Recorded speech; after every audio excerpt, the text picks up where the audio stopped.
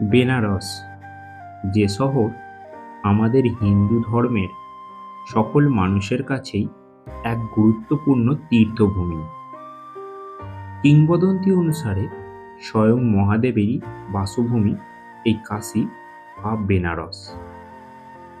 আজ এই ভিডিওতে এই বেনারসের সকাল থেকে রাত্রি পর্যন্ত সারাটা দিন ঘুরে দেখব। তার মধ্যে থাকছে কাশী বিশ্বনাথের মন্দির, মা অন্নপূর্ণার মন্দির, অস্সিঘাটের সকালের আরতি, দশাশ্বমেধ ঘাটের সন্ধ্যা আরতি ও বিকালের নৌকা বিহার। তো চলুন তাহলে ভিডিওটি শেষ পর্যন্ত দেখতে থাকুন আর সঙ্গে থাকুন, জুড়ে থাকুন হ্যাপি জার্নি উইথ অয়ন চ্যানেলে। বেনারসের সকালটি শুরু করছি অস্সিঘাট থেকে। খুব ভোরবেলা আপনারা প্রথমেই চলে আসুন বেনারসের অস্সিঘাটেতে। দশাশ্বমেধ ঘাটের যেমন সন্ধ্যা আরতি বিখ্যাত, সেরকমই বেনারসের এই অস্সিঘাটের সকালবেলা গঙ্গা আরতি বিখ্যাত। প্রথমেই আপনারা দেখে নিন অস্সিঘাটের এই গঙ্গা আরতি। মন পুরো শান্ত হয়ে যাবে এই ভোরবেলা অপরূপ দৃশ্য দেখে। আরতির পরে এই ঘাটেতেই যোগা প্রাণায়ামেরও ব্যবস্থা হয়ে থাকে।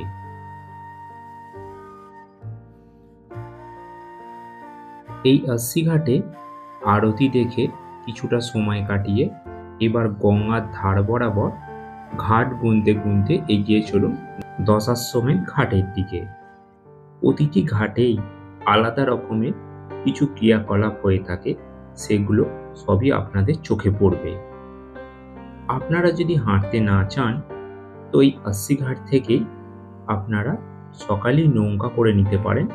মাথা পিছু 100 টাকা করে লাগে। আপনারা চলে আসুন দশাশ্বমেধ ঘাটে।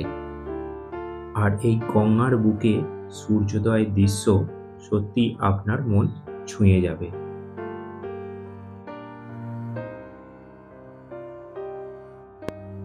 এই দশাশ্বমেধ ঘাটে প্রতিদিন সকালে বহু পুণ্যার্থীদের আগমন হয়ে থাকে এই ঘাটে পুণ্য স্নান করার জন্য। এছাড়া এখানে বিভিন্ন রকমের কার্যক্রিয়াকলাপ হয়ে থাকে। হিন্দু ধর্মে এই বিশ্বাস প্রচলিত আছে যে এই বেনারসের গঙ্গার ঘাটে একবার স্নান করলে সমস্ত পাপ ক্ষয় হয়ে যায়। এখানে গঙ্গার ধারে দেখতে পাবেন বিশাল বড় বড় ছাতা। এই ছাতাগুলোরও এক বিশেষ মাহাত্ম্য রয়েছে এই বেনারসে। এখানে শ্রাদ্ধ শান্তির মতো কাজ হয়ে থাকে প্রতিদিন সকালে। আপনারাও চাইলে এখানে গঙ্গায় পূর্ণ স্নান করে নেওয়ার পর দশাশ্বমেধ ঘাট থেকে আরও সামনে এগিয়ে চলুন মণিকর্ণিকা ঘাটের দিকে। মণিকর্ণিকা ঘাটের ঠিক আগেই পড়বে কাশী বিশ্বনাথ মন্দিরের করিডোর, অর্থাৎ গেট নাম্বার 1। এই গেট দিয়ে সরাসরি ভিতরে চলে আসুন এবং দর্শন করে নিন বাবা বিশ্বনাথকে। এখন আপনারা দেখতে পাচ্ছেন কাশী বিশ্বনাথের যে মূল মন্দির সেটি। এখানে আরও 3টি গেট আছে, অর্থাৎ মোট 4টি গেট আছে। আপনারা যে কোনো গেট দিয়ে ভিতরে প্রবেশ করে বাবার কাছে পুজো দিয়ে দিতে পারবেন।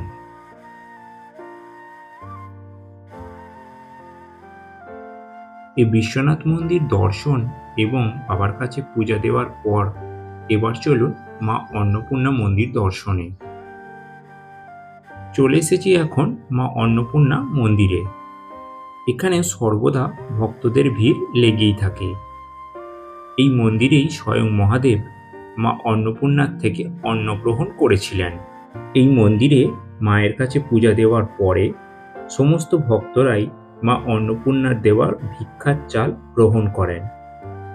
এই চাল গৃহে থাকলে কখনোই বাড়িতে অন্নের অভাব হয় না। আর এখন আমরা মা অন্নপূর্ণাকে দর্শন করছি। আর এই মন্দিরের ঠিক পাশেই রয়েছে ভোজনশালা। এখানে ভক্তদের জন্য বিনামূল্যে 3 বেলা অন্নপ্রসাদ দেওয়া হয়ে থাকে। সবই মা অন্নপূর্ণার আশীর্বাদ।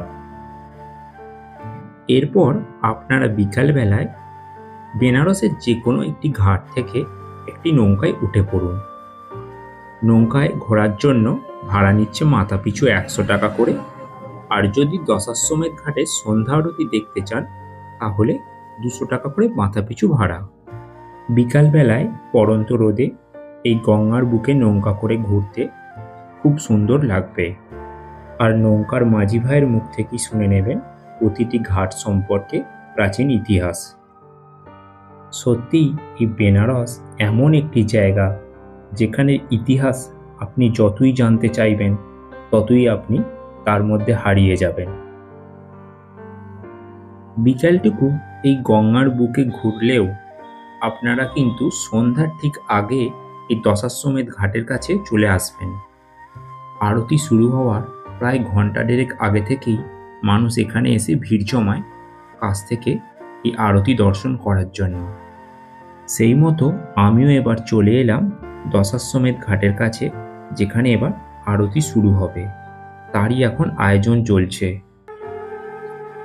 দেখতে পাচ্ছেন এখন শুরু হয়ে গেল সন্ধ্যায় সেই গঙ্গা আরতি। তো চলুন ভিডিওটা দেখতে থাকুন।